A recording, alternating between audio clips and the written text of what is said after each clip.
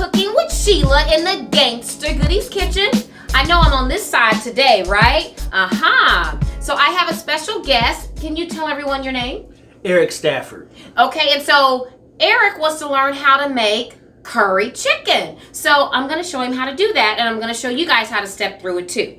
So the first thing I did was I took a couple of chicken breasts, and I seasoned them and I cooked them. Okay. And then I sliced them up into little bite-sized pieces like that. Okay. Because although some people like their chicken just curried, you got the leg, the wing, the breast. Right. I like mine cut up. Okay.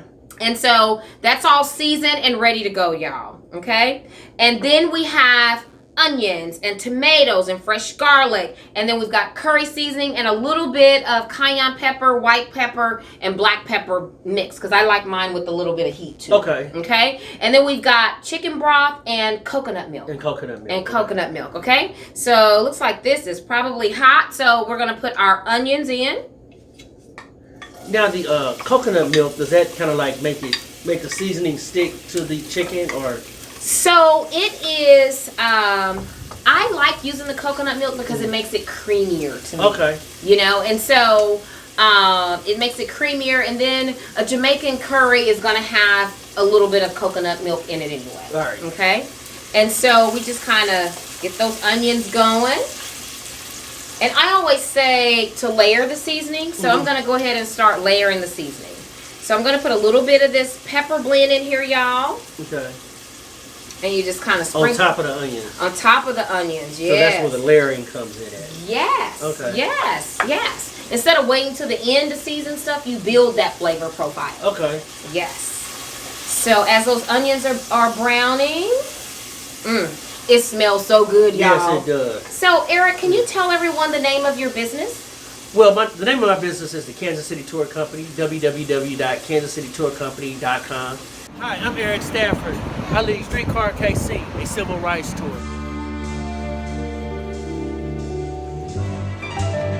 Successful slave revolt that ever took place throughout the transatlantic slave period was led by those three people.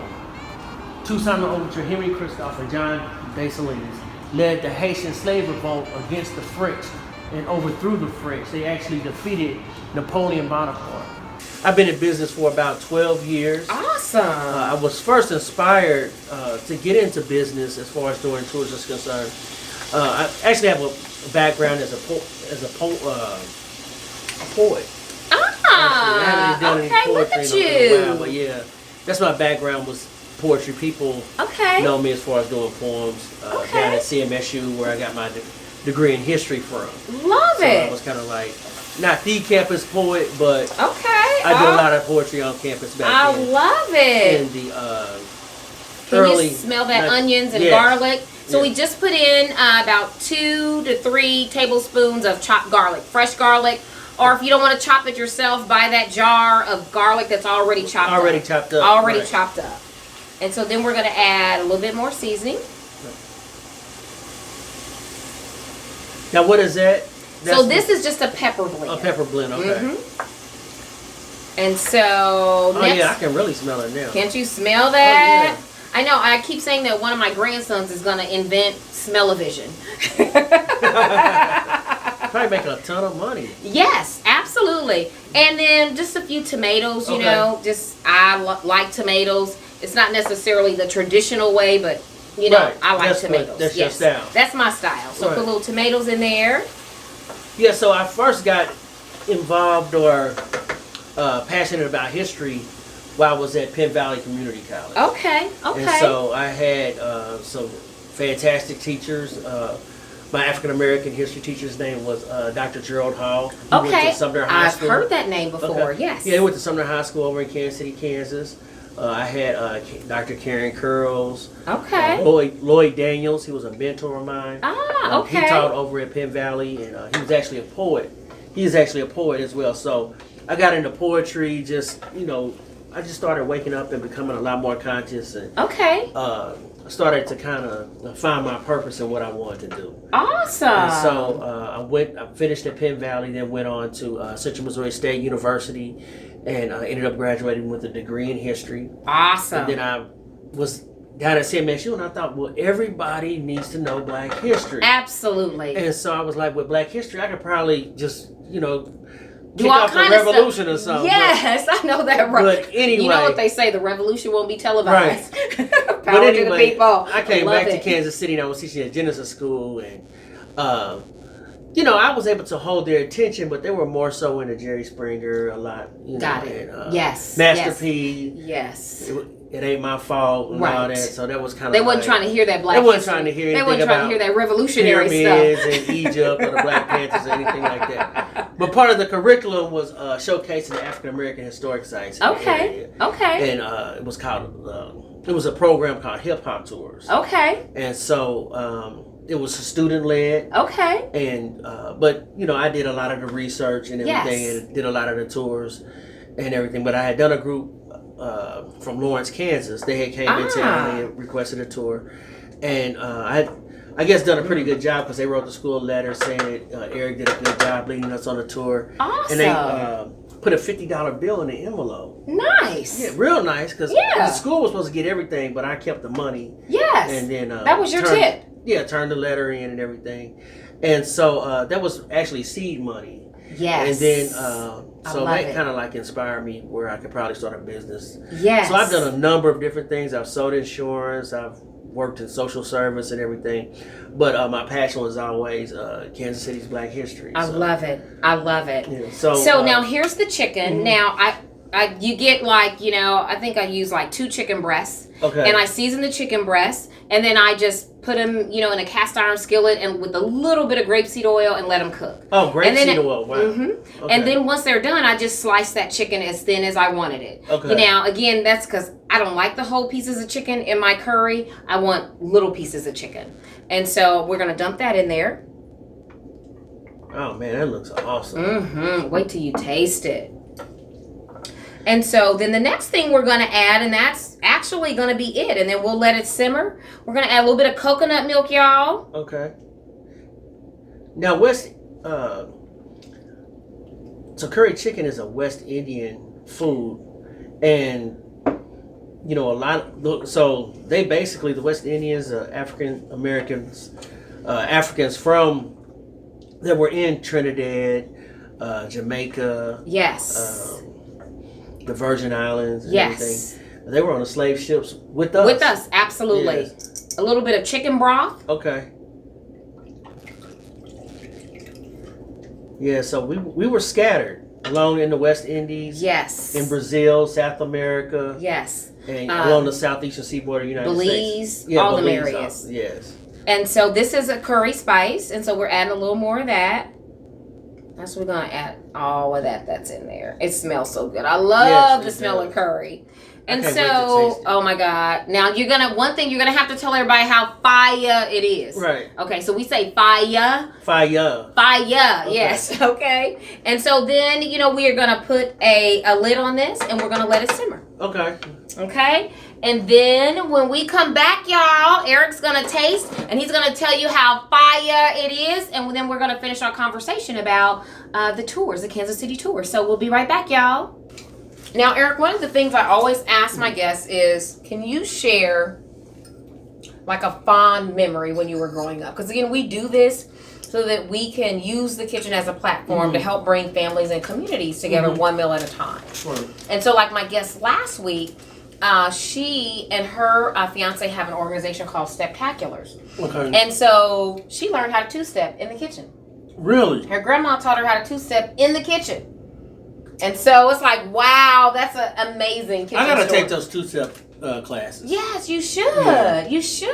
Because I can't be a Black Kansas City historian and not know how to two-step. I really can't. Now, you know, that's how people can tell whether you're really a Kansas Citian is if you know how, because we grew up learning how to two-step. Right. I think I was like in the maybe 5th, 6th grade, and we're learning how to two-step from, you know, our friends who had older brothers and sisters. They're teaching us how to two-step. Right. I missed all that. I mean, nobody taught me how to two-step back then. It's not too spicy for you? No. Okay. Awesome. This is good, y'all. I wish y'all was here to smell it. Mm-hmm. And the coconut milk adds a lot of character to it. Mm-hmm. So, Erik, tell us about and you shared a little bit, about KC Tours. So, people who are not from Kansas City, even some people from Kansas City, really don't understand the significance of the 18th and Vine area, which is actually where the studio is, y'all. I think I've shared that with you guys before. And can you tell people why do you do those walking tours in this area? Well, for one, 18th and Vine is where Kansas City's cultural identity comes from. And a lot of America's identity comes from 18th and Vine as well. When you look at the impact that this area had, on the shaping of this country. Yes. For instance, the National Negro Leagues. Yes. The Negro National Leagues. Yes. Was founded here in 1920 at the Purcell YMCA. Okay. And the Purcell YMCA, when it was built, it was the largest building west of Chicago, purpose for the exclusive use of colored people. It was open 24 hours a day, 7 days a week. It had 46 dormitory rooms, a gymnasium, cafeteria, and a swimming pool. It was open 24 hours a day. Wow. Yeah, so it was the main socializing agent in the black community, in this community specifically. Okay. Everybody knew everybody.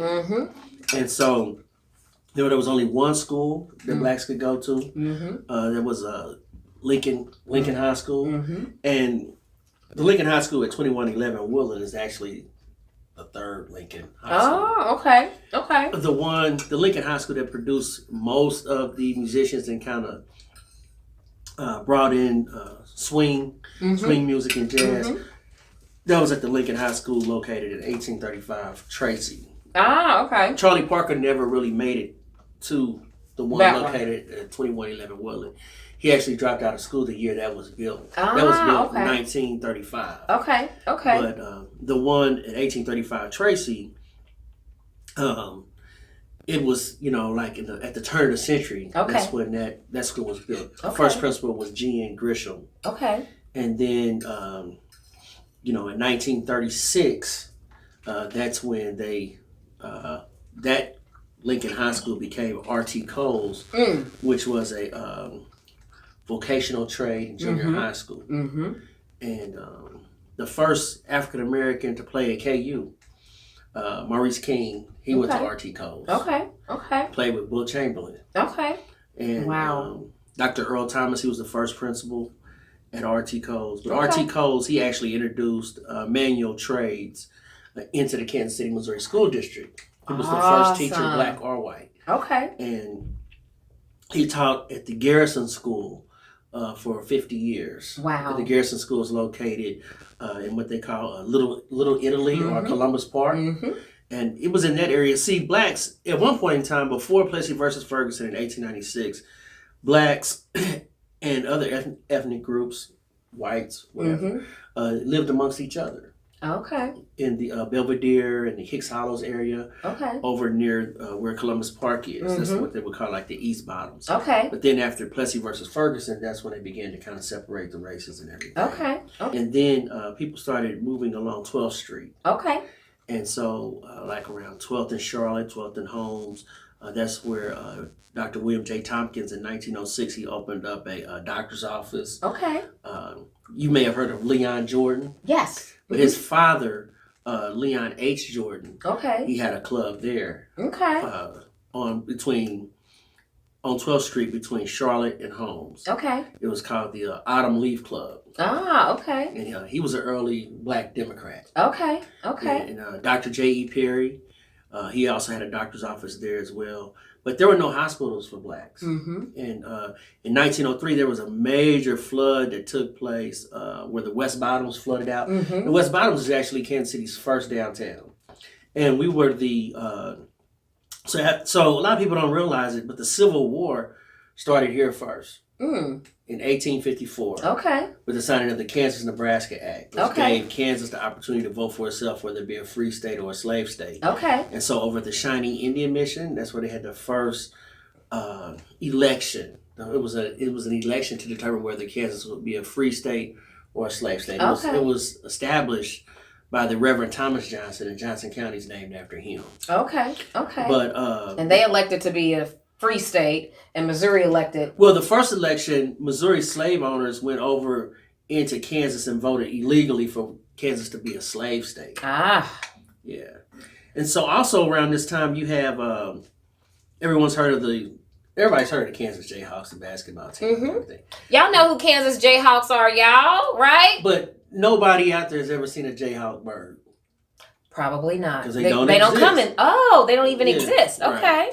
But the Jayhawks were actually slave abolitionists. They came from the New England area, the Massachusetts, they also Philadelphia. They were immigrant aid societies. They wanted to stop the expansion of slavery. Got it. So that was around the 1850s where they started coming to this area because Kansas was hot. They wanted to, find out. Everybody was watching Kansas to determine to see whether it be a free state or a slave state. Okay. And so on your tours, people learn all of this? Mm-hmm. Wow. Yeah, they learned that on all my tours. It's kind of like the background of Kansas City. Okay. And so on my streetcar tour, I have a streetcar KC, a River City Civil Rights tour, and it's along the streetcar route. And so it goes from the River Market to Union Station. Okay. So that tour starts right at the Missouri River. Because that's how people used to travel back then, in the 1820s, 1830s. Okay. When the pioneers were settling in this area. Okay. They came by way of steamboat. Okay. That's why the Steamboat Arabia is down there. Yes. But it was actually, Steamboat Arabia was just one example of a steamboat that actually sank to the bottom of the Missouri River. On average, 3 steamboats sank per year. Oh, wow. Because these steamboats were heavily loaded. The settlers, they came from the south. That's why Kansas City has a lot of southern characteristics. Okay. Where does one gain all of that information? All of that, because for sure our kids aren't taught this kind of stuff, right? That you're talking about. So you did say you're a history major, so you just kind of have a degree in history. Okay, but most of my education, what I talk about on my tours, all that information was obtained, after college. Got it. Okay, you just out there researching because you want to know. So when I first started doing tours, it was through Genesis School, which was a school for at-risk youth, and part of the curriculum was the hip hop tours. Yes. And they were created to keep young people engaged in history, and that's why they were called hip hop. And so with that, I was able to bring in and meet a lot of people that have done a great deal of preserving and protecting the integrity of our history. Got it. One of them being Sonny Gibson, Elvis Sonny Gibson. He went to RT Coles too. Okay. Not two. I didn't go to RT Coles, but he went to RT Coles. Okay. But he's written several books, Mecca of a New Negro and early Negro history. Okay. 2 volumes, and it's published some smaller books as well. But he's a mentor of mine, Lloyd Daniels, and just people, my parents, people that I've had the opportunity just to be exposed to. Got it. So many. Yes. But and then you share that in your tours. Right. I share that with my tour. I love it. But a lot of the information that I've obtained is just by reading on my own and just doing research. I've worked with Rodney Thompson, and I've done some research for him on documentaries on 18th Street and 12th Street. Okay. So, love it. I've just been blessed. Yes, I love it. Able to, then I have primary sources that are still living today that are in their 90s. I love it. That's something that, nothing can. Invaluable. It's invaluable. You can't. Absolutely. You cannot put a price tag on that. No. But because they're primary stories of people that have lived it. Absolutely. And by me being a native of Kansas City, born and raised here in Kansas City, and my family's from Kansas City, I probably have one of the largest families in Kansas City. Okay. That's a whole other story. But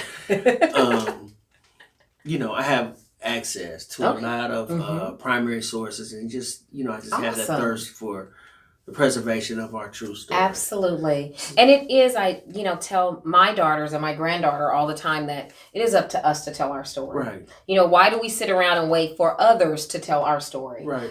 Whether it's, the history of Kansas City, right. whether it's food, and what food means to us as a people, as a culture, we tell that story. And food has always brought us together. Always. Always. What I wanted to do, and I forgot to do it, was print out a menu of the Lone Star restaurant to see kind of what some of the things that they had on the menu, what they used to eat back then. Yes. Because what they ate back then is not necessarily what we eat now. No. They ate a lot of ox and things what was available. Yeah, whatever was available. Yes. But as far as 18th and Vine is concerned, as far as it making an impact on history, like people say jazz was born in New Orleans, but it grew up here in Kansas City, which is true. But also ragtime has its roots here, and rock and roll. And a lot of people don't realize the rock and roll connection that 18th and Vine has.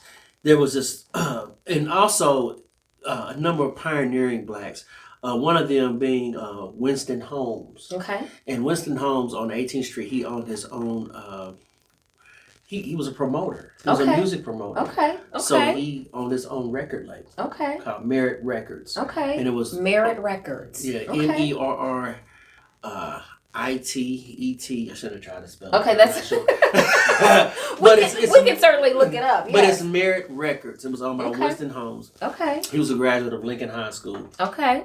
And he was a promoter of early Kansas City music before John Hammond. Okay. So he was one of the people that helped give people like Benny Moulton exposure. Okay. So Benny Moulton, he was taught by N. Clark Smith. And N. Clark Smith, a lot of people don't realize that there was an historic black college or university or HBCU in Kansas City, Kansas, known as Western University. Okay. Yeah. Never even heard of So it. it's where, so everyone's talking about the Quindaro ruins right about now. They just received national designation as a protected site and everything, but that was part of the Underground Railroad. Ah, okay. But so out of Quindaro, you have Quindaro Freedman School, which became Western University, which was an agricultural and mechanical school. We need to sit you down and have just a history class. Well, I love it. I'm like, oh my God, yes. Well, my tours are available 7 days a week, actually. 7 days a week? Yeah. Okay. And it's, go to kansascitytourcompany.com. Okay. So I run 3 different tours on a regular basis. Okay. I do Streetcar KC, a River City Civil Rights Tour, Streetcar KC, a River City Mafia Tour, and Bebop and Beyond 18th and Vine Walking Tour. Love it. Also working on putting the tour together. That would be a Jazz Mafia tour. Okay. On the bus. Okay. I love it. Right. So we will put up your website. Okay. So that anybody who's interested, I mean, you guys, you have heard all of this knowledge just like spill out, just like he knows it like the back of his hand. Right. And what a jewel. I mean, to be able to tap into that. So Kansas City, if you haven't gone, I mean, we live in the city, but we don't know this information for the most part. Most of us don't. So tap into it, know your culture, especially your Black culture, and enjoy the tour. Right. Yes. And www.kansascitytourcompany.com. Awesome. Eric, thank you so much for coming. Thank you for having me. Absolutely. And thank you pleasure. for the curry chicken. Yes. So now you'll be able to go home and make it for your family. Yes, and it is fire. There we go, y'all. Y'all heard it from him. So peace out. You guys enjoy the rest of your Sunday, and we'll see you soon. Don't forget to follow, subscribe, like, and all of that stuff. So peace out, y'all. Thank you for watching. Peace.